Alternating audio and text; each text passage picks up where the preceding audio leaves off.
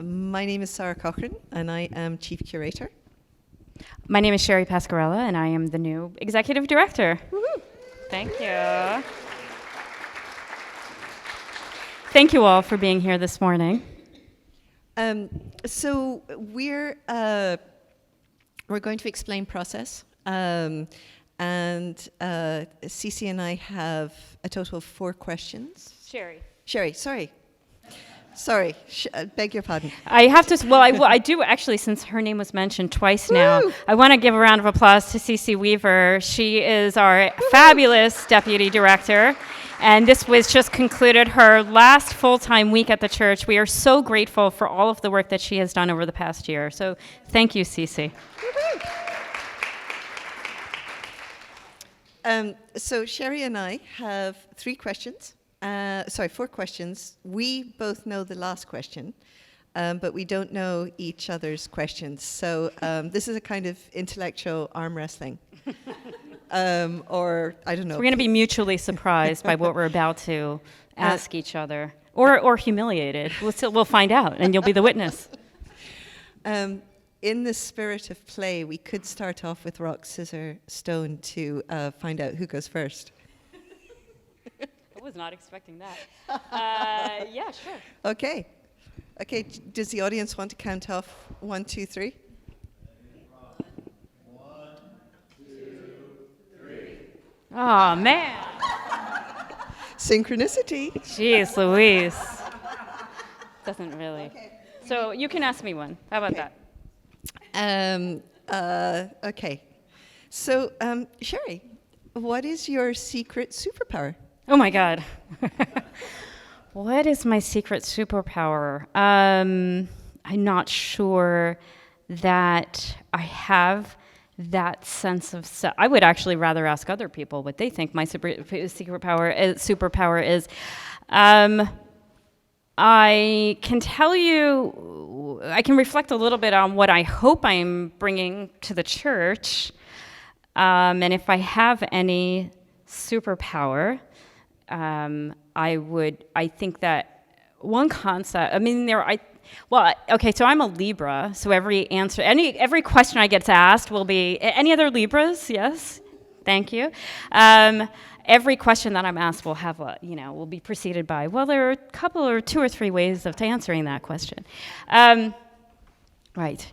So, but I will say is one of the things that I think about daily in this capacity, in this role, is the relationship between leadership and management, which for me, I would define as management as the concern of operations and leadership as the concern of people, both of which in an organizational infrastructure. And so when coming into this amazing place and following in the footsteps of the founders, April and Eric and Sara, and understanding their individual contributions to the founding and fledgling history of the church, and understand that I'm coming in at a moment of tremendous opportunity and growth. The synergy, and thanks to the community, many of whom are you guys here today, we've grown so quickly. And in response to what is both a desire here, but also, I would argue, a need. And because of that, what's grown organically is something that, without having intentionality and manifest direction in where we go with it, we might not be able to capture all of the incredible resources that we find that are already amongst us. And so my job, the way I see my job, is to be that conduit, to be somebody who helps work with the individuals that are inside and outside of our organization and all of what we would call stakeholders. And the stakeholder means anybody in a not-for-profit organization that is concerned with the work that you're doing.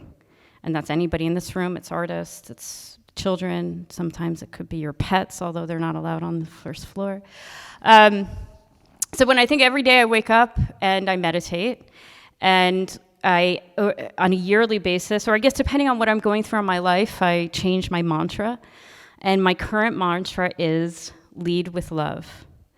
And it sounds very corny, but it also says a lot about who I am as a person, which is I take very seriously I'm almost going to cry already. I take very seriously the tremendous opportunity to give life to other people's dreams. And to me, that's the role of a really good arts administrator, is seeing that everybody who's coming into the church, everybody that's a part of our community, whether it's an artist or a collector or just our builder, Moises, everybody has a dream. Everybody wants to see the world go in a different way or go in a way.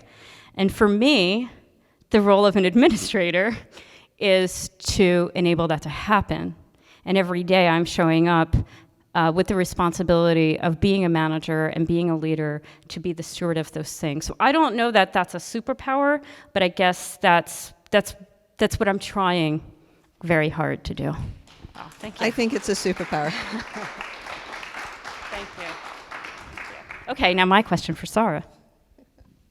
I'm not going to go in. Oh, I will go in order. Sara, Yes. how did you get your accent?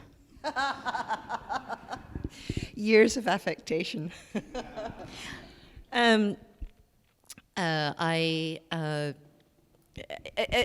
mean, interestingly, voice is actually a very peculiar topic for me.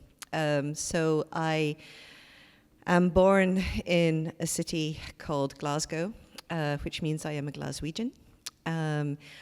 On my mother's family, we are 4 generations in Glasgow. On my father's family, my father's mother was born in an island called Islay, which you should all know because it produces the best Scotch whiskey.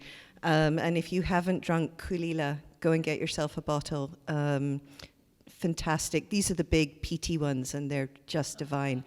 So my grandmother actually didn't speak English until she was 12. She spoke the Gaelic. And so I grew up in this city, which is probably the Detroit of the United Kingdom. Detroit at its height was 1.5 million. Glasgow was 1.2. Glasgow right now is 600,000 people. Margaret Thatcher said that Glasgow was a city that should die. And Margaret Thatcher, may she rot in hell, she imposed the poll tax, which is one of the things that brought her down, which essentially meant that you had to pay a tax to be able to vote, fundamentally undemocratic. And she installed that in Scotland before installing it in England. So I grew up in this sectarianly divided city, 40% Catholic, 60% Protestant, two football teams, soccer teams, Rangers, which was Protestant, codified Protestant, Celtic, which was codified Catholic, and whenever they played together, there was just massive riots and a lot of sectarian violence. And economically incredibly depressed. We didn't have the American dream in the UK in the 70s and 80s. There was a very big piece of graffiti that said, "Would the last man out of Scotland please turn out the lights?" And, there were parts of Glasgow where there was 60% unemployment. And so this proud city that had been the second city of the empire, a city that was known for industrial innovation, if you go around the world, there's not a place in the world that doesn't have an iron bridge that was built in Glasgow. If you look closely enough, you'll find it. And it was reduced by complete collapse of industry and a total lack of funding to this just terrible, terrible place. And Glasgow has the best sense of humor in the UK. We also have the most difficult accent probably in the UK.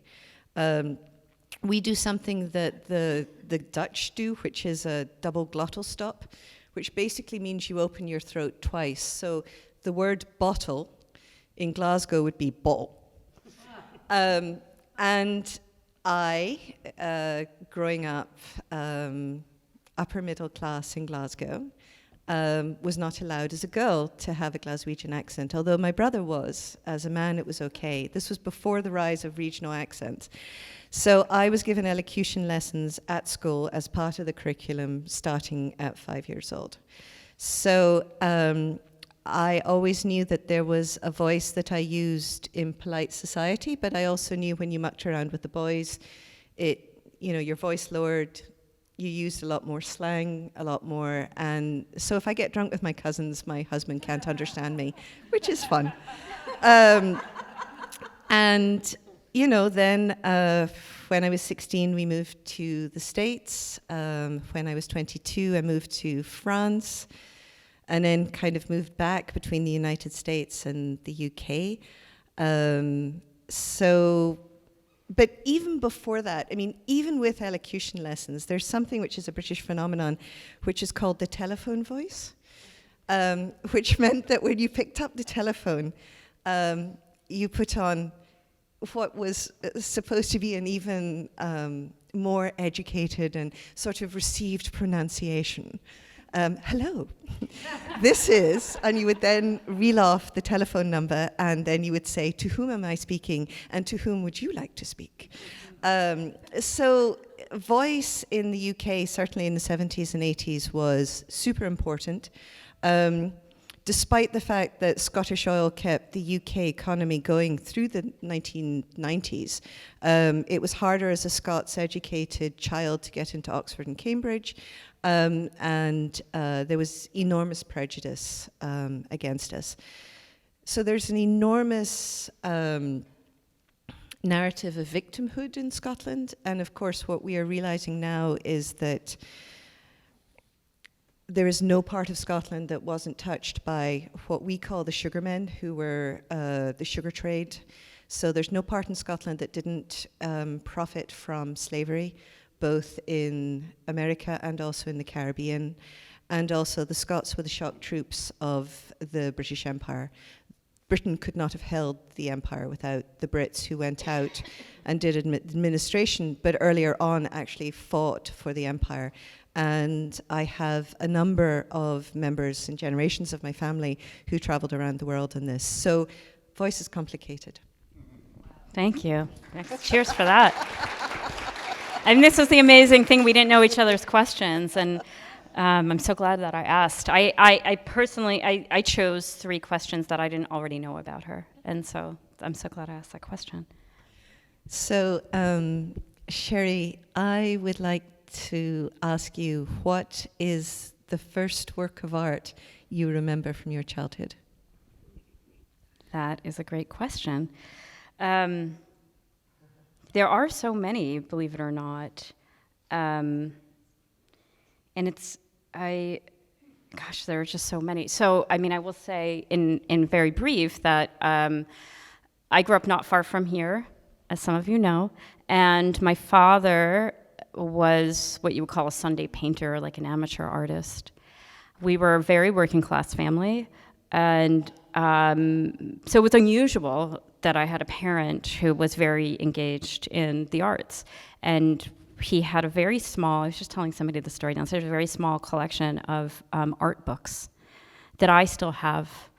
And it was a Rembrandt and a Monet. Anyway, we started looking at art when I was very young, in part because my father was making art, and in part because when we would go on family vacations, it was by car, it wasn't by plane, and we would often go to the art museums because in many cities in America, they are free. And if you have 4 kids and you're driving around in a car, going into a free air-conditioned space seems like a great luxury. So that was how I spent most of my childhood. And it's funny, I had a feeling you were going to ask this question, and I thought about it, and it slipped my mind. I was like, I remember when I was a child seeing blah, blah, blah. And now, of course, it's literally blah, blah, blah. Like, I can't recall. But what I can answer is, and it was very young. It was when I was a small child. If it comes back to me before I give you the next answer, I will share it with you. But I will say that the work of art that changed my life and set me on the course of having a career in contemporary art was the work of Jenny Holzer, who did an exhibition at the Guggenheim Museum in 1989. I was born in 1976, so I was 12 years old. And there was a lot that I was processing emotionally and intellectually at that time. I mean, I was precocious, but I didn't quite use that language. And among those things that I was processing was the death of my uncle from AIDS. And he was sick for quite a substantial part of my childhood and passed away. And when I saw the Jenny Holzer show at the Guggenheim, which dealt a lot, actually, it had a strong theme, a funereal theme to it that was responding to the war at that time, as well as to the lives lost to AIDS.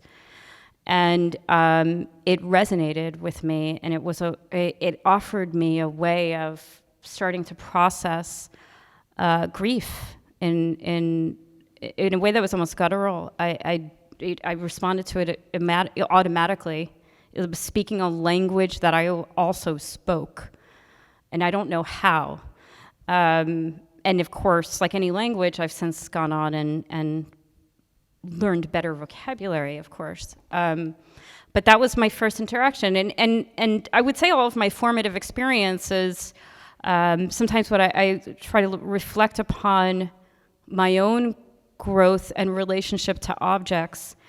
And that takes a certain amount of deliberateness, because what happens when you're an art professional, but not an artist, which neither of us are. Sara is an art historian. I am kind of art historian and also an art professional.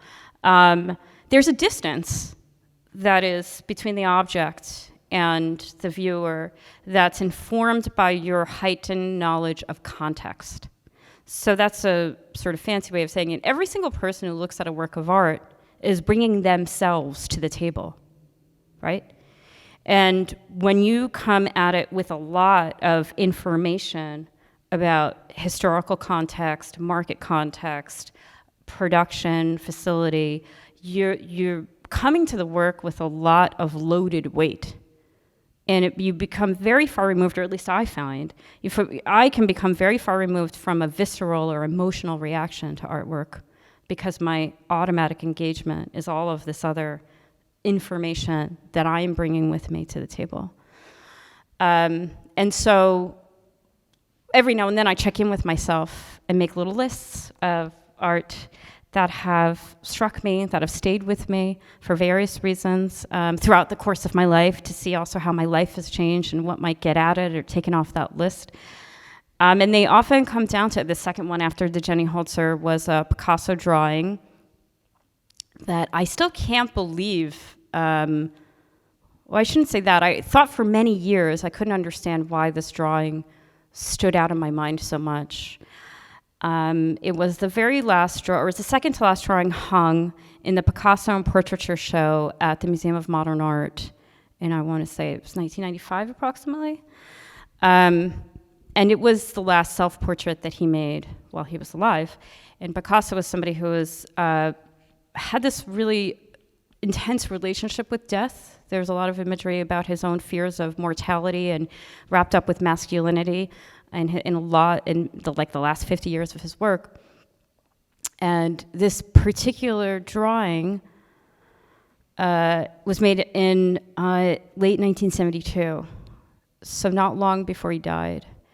And it's a self-portrait, and you see these giant, sunken, bulging eyes and color, and a sort of, it's simultaneously very jagged, but also has a softness to it. And I couldn't think about, for so many years I had this block of like, why do I think about that Picasso so much? I was 19 years old when I saw it. Like, why should it mean so much to me to think about death? And then I don't know why, but it occurred to me years later that my childhood best friend had died like 6 months before I saw that work. And so so ultimately, at the end of the day, I could tell you every story about every work of art in this room, from who made it and how it was made and how much it's worth and anything you would want to know about it. But in the end of the day, I come back to these visceral reactions of works of art that have helped me understand my life better and helped me develop a sense of empathy and defined purpose. And I think that's what brings people through the doors here, is understanding purpose and locating empathy. Long answer, sorry. Thank you. Okay, I have a cheeky question for you before I get to a serious question, number 3. This is a cheeky question. Tell us about your experience as a punk rocker. I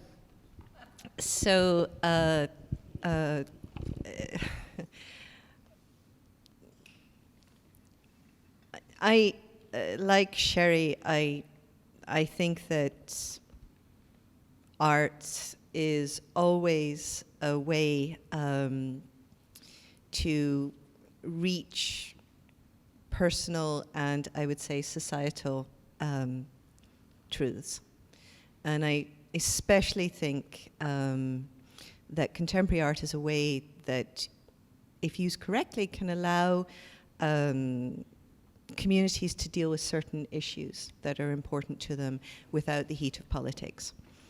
And so I would agree that there is the visceral reaction to a work of art. But I do believe context is really important. And I'm going to get to your question, but when I have taught, I have always said to people, you don't need to like all of contemporary art. Nobody does. There's a hell of a lot of Bill Viola that I really hate, and I can explain why I hate it. There's some very good stuff, but I like to say that if you understand what the artist is doing and you don't like a work of art, then that's okay, that's taste, and we all have taste. And you're allowed to have your taste, you're allowed to have your opinions. If you don't understand the artist, what the artist is doing, and you don't like it, you don't have any skin in the game. I don't understand why people get so upset. It's like me getting upset about some kind of obscure rule about American football. It's not my onions, so it's okay.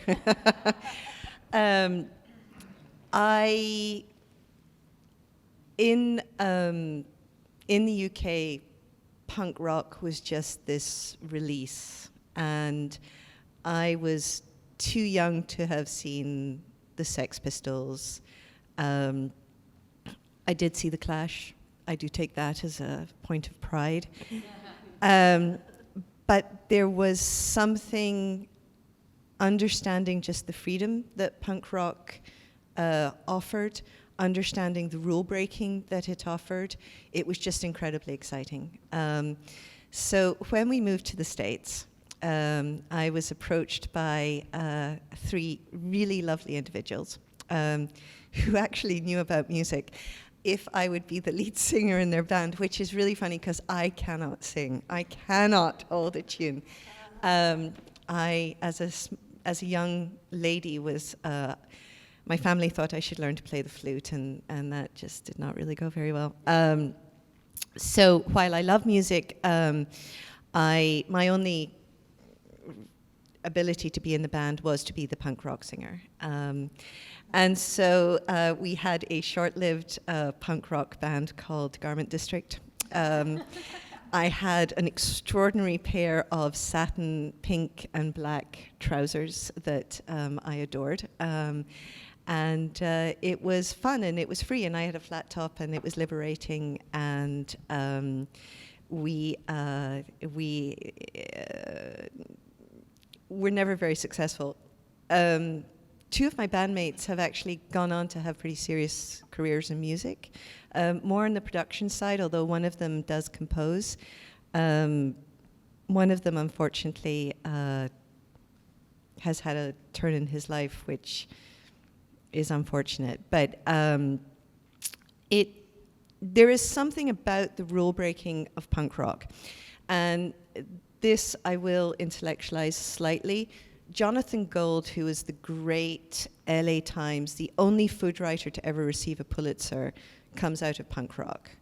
If you start to scratch the surface, so many cultural practitioners and important creative individuals come out of a punk rock background.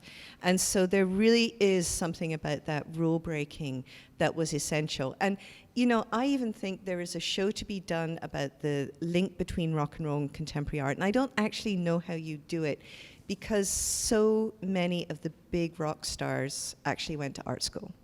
So, you know, what art can do for us is that it can change our minds, and it can change our minds insidiously, and that's called propaganda.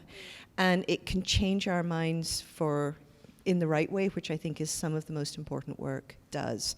So, yeah, my short-lived career, I think it was about a year and a half. Yeah, I was never going to be a rock star, but it was fun to pretend for a while. That's great. Thanks, Sara. So my third question for you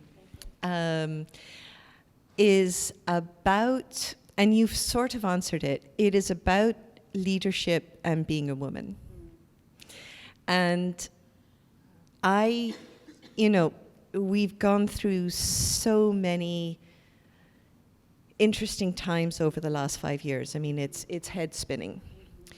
But if we think about the Me Too movement, you used the phrase toxic masculinity, and I'm interested in your perception of what it is to be in a woman in a place of power, in a place of finance, and in a place which is primarily male dominated. What is that kind of nexus of gender and power? That is a very powerful question, thank you. And that could be a day-long symposium at the church. If there are any takers on that, let me know.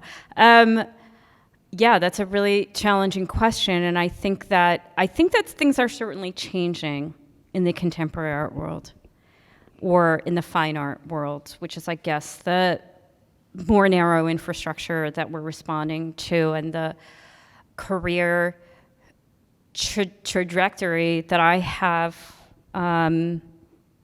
climbed, I guess is a fine analogy.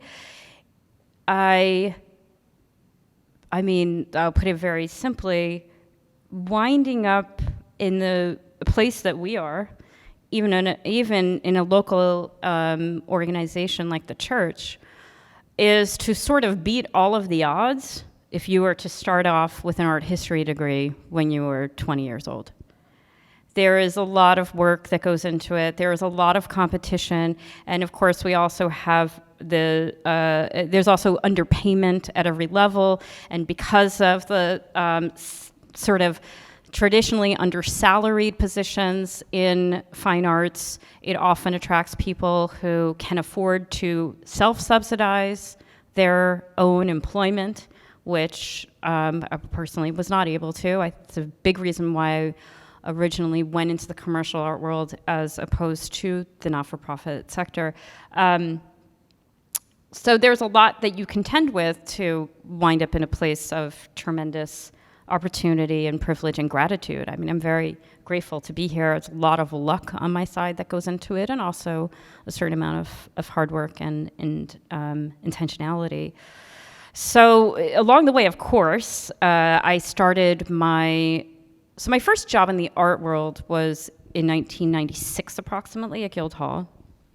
And then I went from there to France very briefly, and Reed Hall, which is part of Columbia. Anyway, and then I wound up working for Marlborough Gallery. I was supposed to go to law school and to be an arts lawyer, and took a job in a gallery so that I could understand the way that the art world worked. And wound up every year, I would say, I'm going to law. I would have to reapply, or my deferment would be up, and I would say, I'm going to law school. And they would say, how about a new job? How about like a promotion? And so I advanced very quickly in contemporary art, much, much more quickly than I anticipated or even knew. I didn't know what I was getting into at all. And like anything, I think, if you're lucky, that was a great thing. You know, I think I have been able to. April, when I was interviewing to work here, April and Eric actually had created different analogies in their life about sort of having place in mind where you want to go, but also being open to detours, a certain kind of nimbleness. And Eric gave an analogy while I was in the interview process about he knows where he wants. Every work he said, I'm going to paraphrase you, Eric. He said, and you probably don't even remember this, because he throws out bon mot, like funny words, like they are as the way most people breathe, and then he might, chances are, forgets what he said. Eric said, every time I make a work of art, I believe I'm going to create a masterpiece, but I don't always know what the road is along the way. Like, he knows generally where he's going, but sometimes you get to scrape off what's on the canvas in order to get where you're meant to be. And I think that is like I remember it so clearly. Eric, do you remember that? I remember it so I remember it so clearly because I felt it was such an apt analogy for what I would consider a life well lived, which is like, you know, you have a tremendous ambition and drive and a very high standard for what you would like to see yourself accomplish in the world. But you're not so rigid or attached to that either. And there's room for other people, and there's room for your own experimentation and curiosity, and there's room for mistakes. This is so beside the point of your question, which is still so hard to answer, because so when I came into doing this, I really didn't know what I was getting into, I guess is another way of saying it. And so when I started in the commercial art world in a very large, was at the time one of the two largest blue chip galleries in the world. It's changed quite a bit there. And many of you know Max Levay, who has the ranch in Montauk that he founded. So people will often ask me, did you work with Max Levay at Marlborough? Max Levay was 10 years old when I was at Marlborough, to put into some perspective. He was a great kid. I mean, he's a great kid now, too. But anyway, it was definitely male-dominated. I found myself promoted to a director level position when I was 22 years old, which was, I don't even think at the time, I mean, at the time I look back on it, and that whole period of my career was blessed with a combination of, which I guess is youth, really, arrogance and total stupidity. Like, I really didn't know what I was saying half the time. I mean, unfortunately, it turned out to be true, whatever it was. But like, that was very lucky. It was a lot of luck that I wound up there. But anyway, it was very male dominated, would be putting it mildly. One of the nicknames that I earned from an older male colleague who became a friend, but was, you know, one of my bosses, almost twice my age when I was promoted. I earned the nickname behind my back, Monica Lewinsky, because they didn't believe that I was promoted for any other reason. It had never happened in the history of this company that a woman had been promoted from within, ever. So they had women who were hired from outside. Tara Reddy, for example, I don't know if any of you know her, but she was hired into Marlborough from coming from auction house world. But other than family, they were not promoting secretaries, which was what I was hired as directors, and they were definitely not doing that when they were 22 or 23 years old. And so this was so unfathomable to everybody that there was any way that I earned it other than giving sexual favors. I think that the crowd's reaction to that shows how far we've come as a society, that it seems revolting and obviously wrong. And I think there is a lot of progress left to be made. And I think that because there is so much progress left to be made for the advancement and the true occupation of influence and power by women and people of color, and anybody that has been sort of left out of the conversation in many ways or excluded from advancement, I think that it can be so despairing to look at where else we have to go. I think it'd be very despairing when we look at the challenges of setbacks. Last night we were here talking about the relationship to the Judy Chicago in the show, and looking at it over the course of the show. What has happened is that a woman's right to govern her own body is no longer guaranteed by the Supreme Court of the United States. I'm putting my own words in there, so possibly you disagree with me in the way I phrase that. But when that work first arrived here, that wasn't true. It's startling to think what can happen in the world of politics. I see Tanya and I'm thinking the same thing. What can happen in the world of politics overnight that affects you so deeply as an individual? And that's what it is to be a female leader, and to be also, even more so, a person of color. I can't speak to that experience, but you are more than other people, perhaps, men usually, beholden to the limitations, the architectural, societal limitations of advancement in your everyday life. And we all know that. We all know that, like, I mean, maybe men, I mean, you've heard about it, where a woman says, like, well, I wouldn't walk down the street by myself at night after 10 o'clock, right? Even in Sag Harbor, you wouldn't. And it's unfathomable, and that's still true, but, so these are all the things that's easy to get sort of bogged down in. It's like, how truly troubling that is, and how it is a daily, there's a daily practice in our lives where we are encountering these challenges. And at the same time, I will say, I believe there has been change, that we are evolving.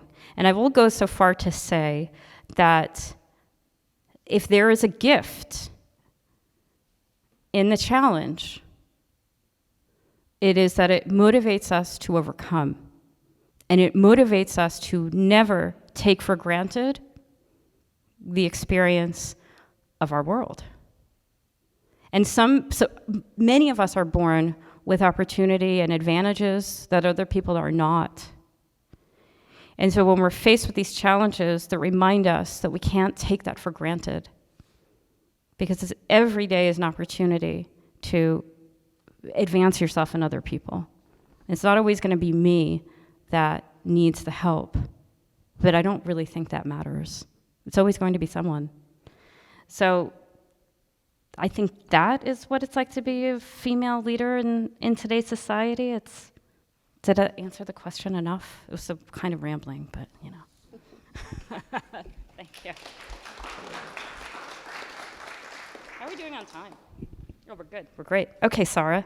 Yes. Told you a little bit of a serious one here.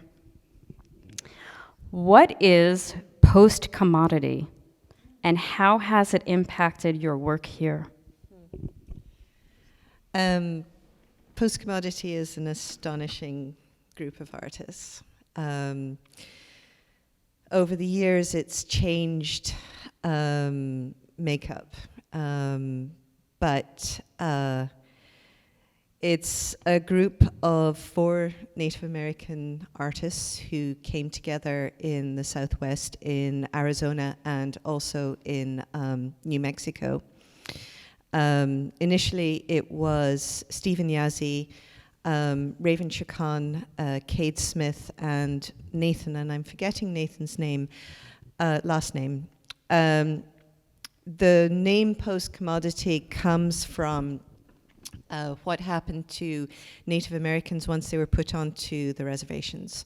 So when the Native Americans were put onto reservations by force and maintained there, what happened was they could no longer really hunt to support themselves. So the US government started to call something that they called commodities, which was a monthly food allowance for the tribes in their areas, which were dropped off. And this was not the diet that the Native Americans were used to. High fat, high processed flours, high sugar. And in many eyes, this may have to do with some of the now significant problems in the Native American communities in the West especially. I can't speak for the East. I do not know as much about the tribes in the East. But diabetes, among other things, is a problem. So Post-Commodity are a group of artists who went to art school, and some have lived on the reservation, some have grown up in urban environments, and they came together to make artwork, and they came together to make music. Initially, they had a group called Spirit Abuse, which was a punk rock Native American band, and they all used their own instruments, and it was a wall of sound. It was extraordinary. And as I say, the group changed. Steve Yazzie left the group, Nathan left the group, and a wonderful individual called Cristobal Martinez came onto the group. So I worked with Cade Raven and Cristobal Martinez on a show in the Scottsdale Museum of Contemporary Art, which was called Cross-Pollination. They do large-scale installations, and we showed 2 installations. One which was about, they worked with an expert from NATO about the essentially the sonic signatures of improvised explosive devices that were being used in Iraq. And they set up an environment in which it was all beautiful pictures of the natural world. And as you walked around it, there were 15 points that if you set it off, the pictures cut to black and white, and you got a blast of rock music. And they were using the rock music that covert operations were using as torture devices. And there were a number of rock bands that actually came out and told the US military to stop using their music for torture. So that was one. And then they did a site-specific piece called Cross-Pollination, which was essentially we built a functioning garden. All gardens are functioning. We built a lush, exquisite garden with butterflies. Butterflies are very difficult to keep alive. Always work with an expert. We did. But it was built inside a peep show. And the peep show was based on one of the last functioning peep shows in New Mexico. I did not do this research. Post-Commodity did this research. But we had the roll-up windows. We had specific coins. There was a curated smell that was bathroom cleaner, the enzymes that hunters use, which are pheromones, and bleach, which was to give you the environment. We recreated a functioning peep show with the idea, and this was after the last essential or legendary multi-year drought in the West, that at some point nature could become so rare it would become as titillating as seeing the female flesh. And so people went in, there was even barbed wire across the top of it, which supposedly there is in a lot of peep shows, to keep the punters out. And so it was this idea that you went in really not knowing what you were going to see when the blind came up. And they are an extraordinary group. They've been involved in Documenta. They've been involved in the Whitney, not this Whitney Biennial, but the last Whitney Biennial. And they are an astonishing group. They've done, a 10-year project to do a project that traversed the US-Mexico border, the militarized border to the south. And I can only say that if you want to understand, again, the issues facing our country, this is the best way of bringing in an audience to talk about it. Because I think so often, and especially given the last years, we've turned off to so much. and the problems seem insurmountable. And yet we have to deal with them. And I am exceedingly proud of having to have been able to work with them. The secret weapon of a very small institution called the Scottsdale Museum of Art, and I think it's also one of our secret weapons, is I could go to artists and say, what is the project you always wanted to realize but no other museum would do?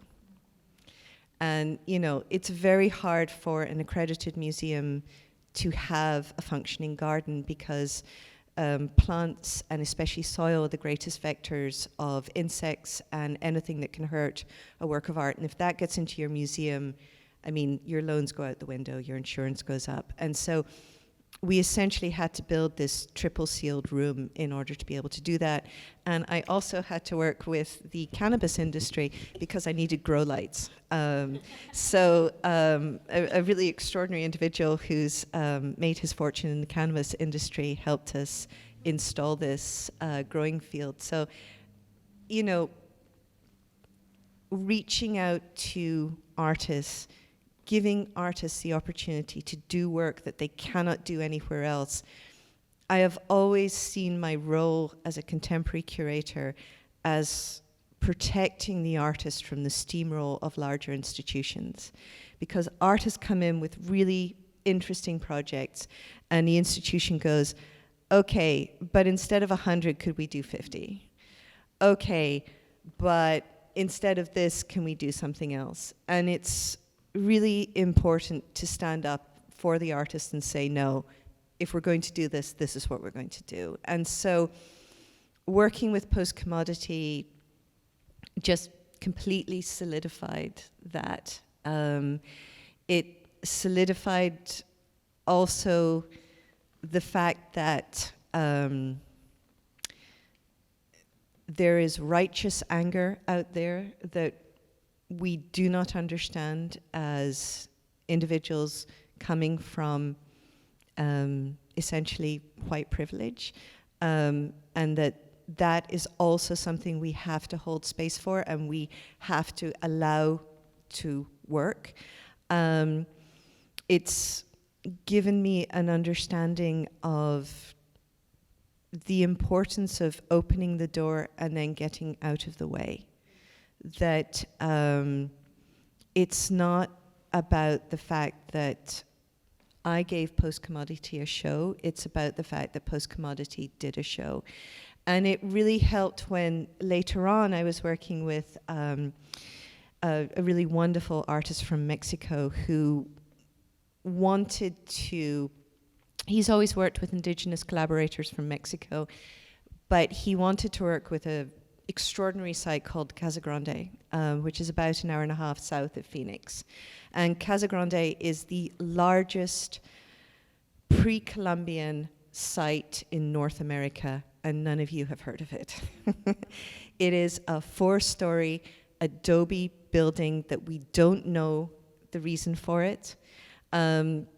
It was built by the people called the Hohokam, who are at the same time as the Anasazi, and the Magyar Rim people. These are essential peoples. This was when the Phoenix area was the second most inhabited space in North America outside of Mexico City, under the Aztecs.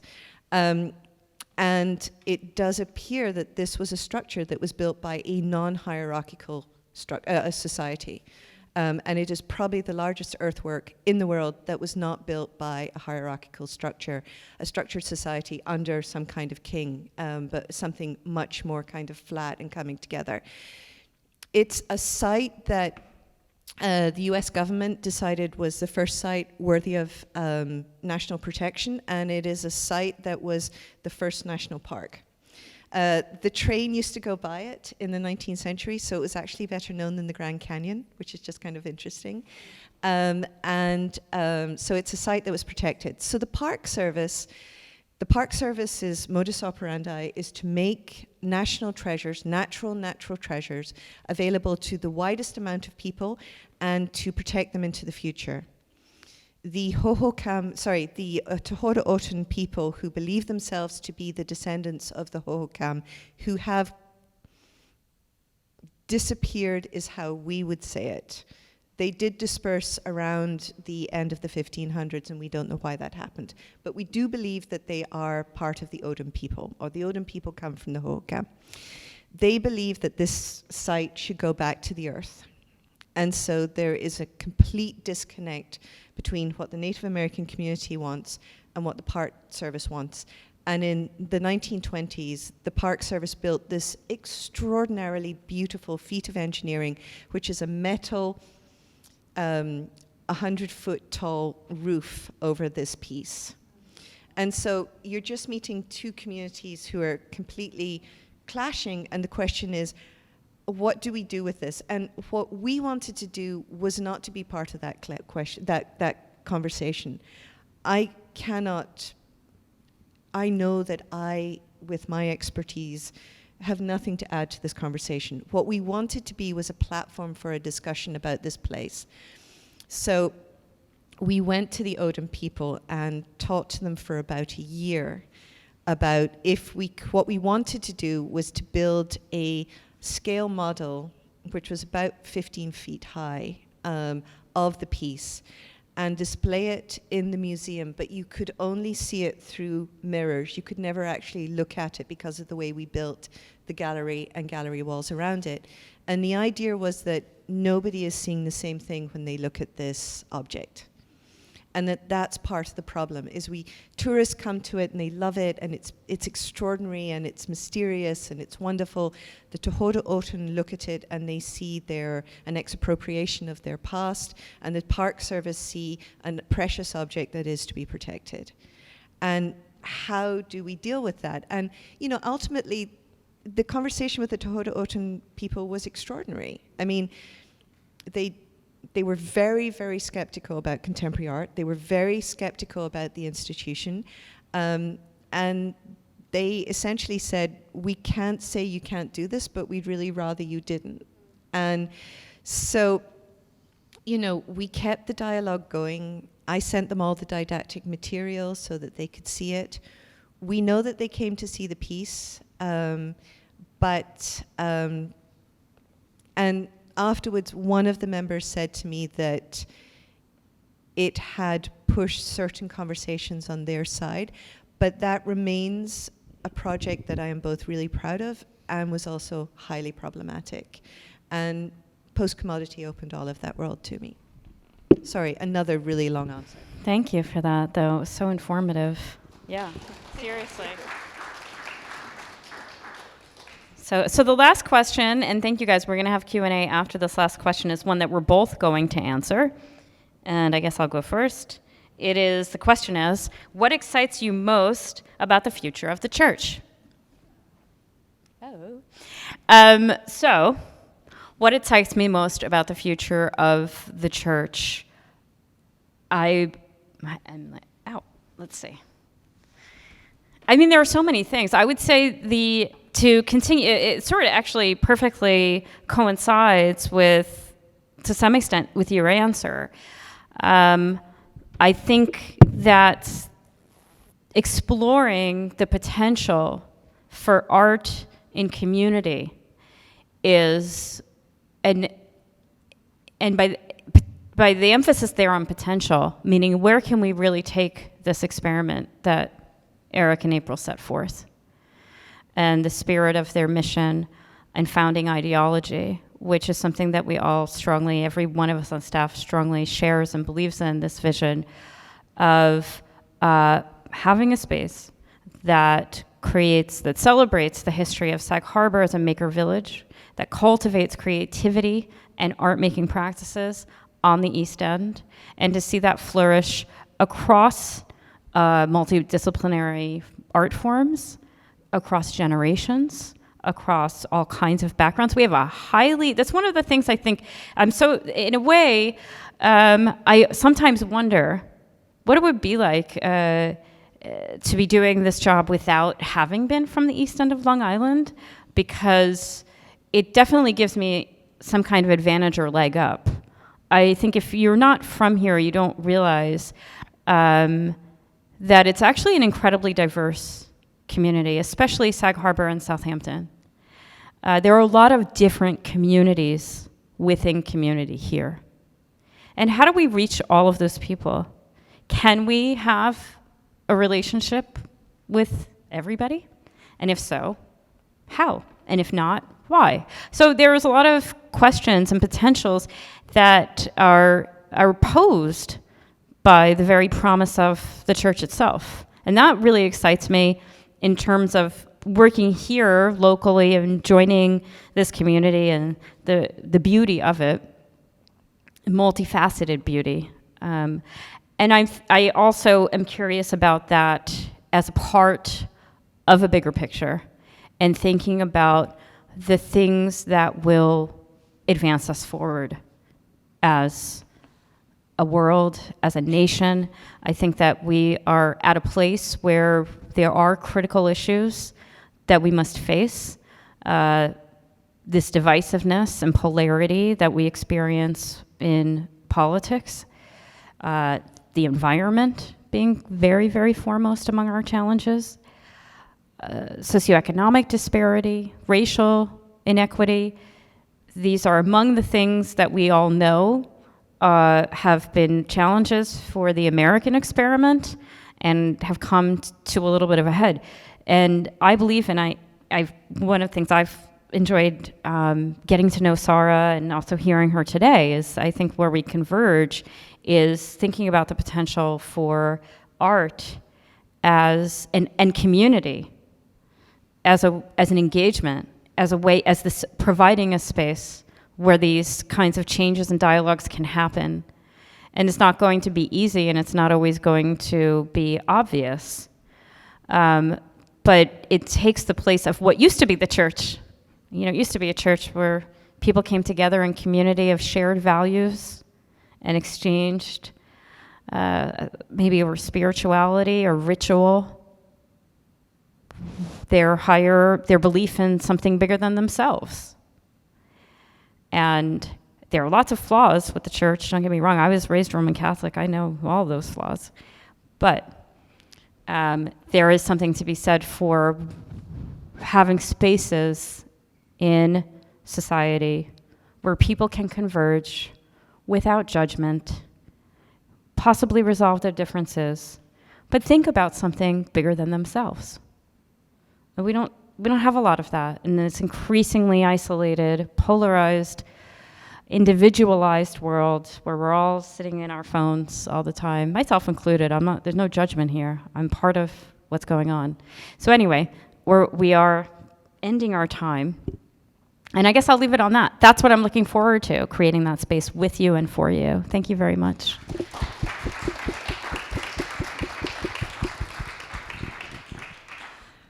Very quickly, it's the conversation. As long as we're talking, things can happen. And Eric and April always said they wanted us to be the happy, friendly institution. Not that other institutions here are not happy and friendly. We know we have to do something with the doors so that people know when we're open, apart from our little sign. But it is about continuing those conversations. And I like to say it doesn't matter what we do here if you don't show up. So thanks for being here today, and please come back soon. And now let's open it up to questions. Are there any questions? Tanya, good morning. Good morning, everybody. So we have a question for you, Sheri. Talking about superpowers, do you consider like empathy and sympathy your superpower as well? Because not all people are putting any emphasis on it at all. I mean, some people are rational, and it seems like you are processing the world around not with your head, but with your heart more. I don't mean that you don't process with the head, but the priority is always the heart. It looks at least like this for me. That's very sweet. I'm going to provide you guys with some context. I don't want to embarrass Tanya. But I mean, do you consider it the superpower? And for you, sorry, I have to finish this question like this. And do you consider breaking the rules on your side a superpower as well? As you were talking about this as a punk rocker and, you know. I'm going to first provide the context. This Tanya and Roman, they are our artists in residence. They're actually from the Ukraine. I think I mentioned to somebody that they came here. They came to Costa Rica to make some work, and 3 days later, the war broke out in the Ukraine, and haven't been able to return since. They've had this great opportunity of traveling around America. They've seen more of America than I have as a consequence of this.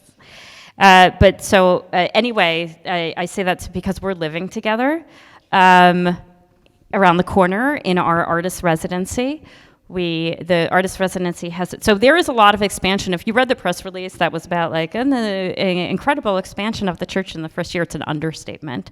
Part of what that includes is that we had a residency in the back of the building here that was designed by Lee Skolnick, who's there, and it's a beautiful space. But we sort of need more administrative space. And so there is a building around the corner that was the Episcopalian rectory that is now the church's rectory residency. I mean, it's both. Anyway, we're roommates now. So, because the apartment where I will be living is on the back of that building, but it's currently being refurnished or reverberated. Anyway, you get the word. The point is that we've been living together for 24 hours, and so I'm extremely touched that this is your first impression of me, and I'm grateful for it. And I would say that it is not at all something that I consider a superpower, because it is not something that comes naturally to me, which is, I think, something some people are surprised to hear. Yeah, I remember specifically about 15 years ago, when I was around 30, going to a therapist and saying, I don't think I'm an empathetic person, and I would like to work on that. And I did.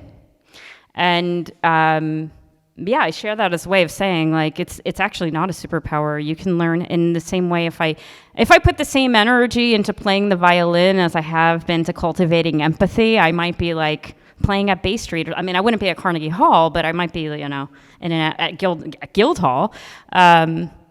But instead, I chose empathy rather than a musical instrument, and here we are.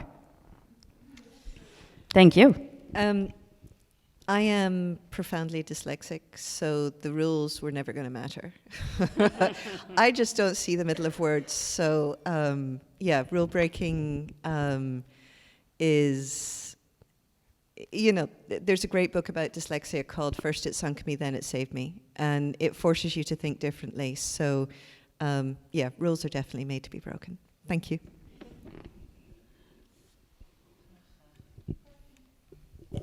So, hi.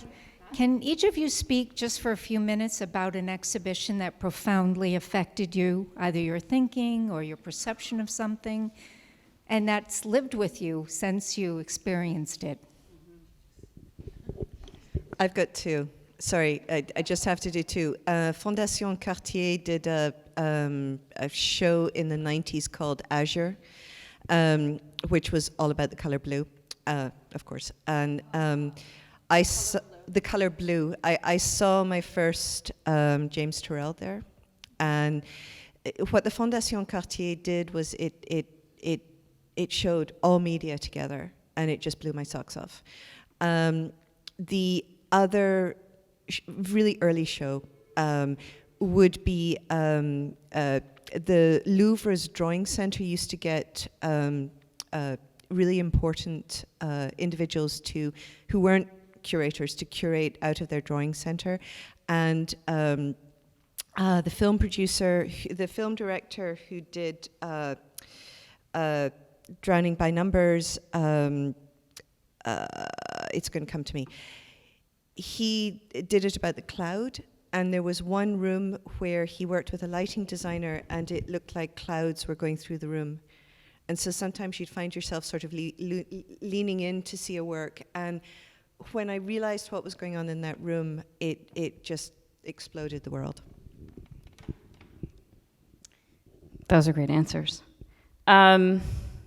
There's one that I want. I mentioned thank you for the question, by the way. I can't believe I needed to look something up. That's what I'm doing. I'm not like texting my mother or anything, or my wife, who I wish was here. I just am trying to remember a name of an exhibition that has come. I can't even believe that it's gone out of my mind because it has left such an impression. And it was an exhibition that I saw. Yeah, here it is. Sorry, because I wanted to remember the name of it because the name is so poignant. It's called Love is the Message, and the Message is Death. And it was a one-work exhibition by an artist, one artist. His name is Arthur Jaffa. And Arthur Jaffa, has anybody ever seen this show or heard of Arthur Jaffa? A couple of people. So Arthur Jaffa is an African-American. He was originally a cinematographer, actually, who worked in Hollywood and worked in, the sort of normal infrastructure of filmmaking. And then he became a fine artist in his 50s and started showing at Gavin Brown Gallery, and he's now become a little bit of a superstar. He was in the last Venice Biennale, and he's become quite well known as a visual artist. But his very first work that he showed within the context of the art world was this work called, as I just told the title, Love is the Message, is Death. And it's an assemblage of appropriated imagery set to an appropriated soundtrack that chronicles the experience of being African American in society and visual culture today. I think it's 21 minutes long, and it was really changed my life.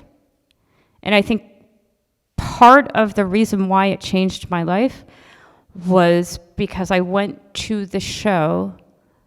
I went to see it, the first time I went to see it, I went with a friend who was a curator from France, a major museum in France. And we watched it the first way through, and then she turned to me and she said, wow, I can't believe their culture is so interesting. And it's sort of, I bristled at that notion, and I thought about it for a minute, what she meant by their culture. And then what I realized in thinking through what she meant about their culture was that it's my culture too. And insofar as a Black person is looking at the representation of Black people in media, that you are also as a white person. And in this presentation, what I saw was that this is my culture too, and my image in that video is horrifying. That it's disturbing, not me personally, I hope you all understand that. But that in this, there was all documentary footage. So it was taken from YouTube, it was taken from social media, et cetera. And that when you identify with somebody on the screen, and I would often, as like a woman or a liberal, if I saw somebody on the screen, I would identify with the person that I felt the strongest emotional relationship with, regardless of their color. And so if that was a person of color or a woman or a man, that was who I saw myself with. But when I thought about it as a work of visual representation and what that meant to a European curator, and realized that from like a purely pictorial perspective, that I was in terms of speaking in archetypes of representation, that I was not on the good side of what was being depicted in those images. And that changed my life. Because I always thought, because I sympathized and identified with the struggle, that I identified with the person of color, but in fact, from all appearances, I'm on the other side of the equation. And that really disturbed me, to understand that, and made me think very differently about accountability and social accountability. Thank you for your question. I'm so long-winded. It's like 1:00 now. The doors are open.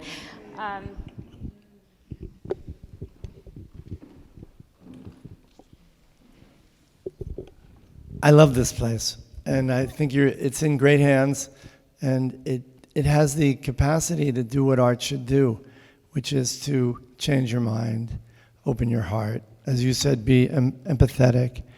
And it's just, I go to a lot of cultural institutions all around the world, and the architecture, I met Lee earlier, and it's just spectacular, and it's the kind of place where you can have goosebumps, in your brain.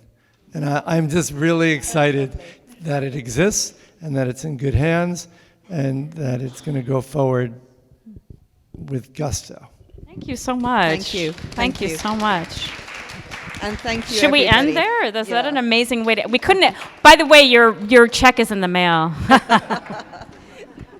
Thank you so much, everybody, for joining us today. We look forward to seeing you again.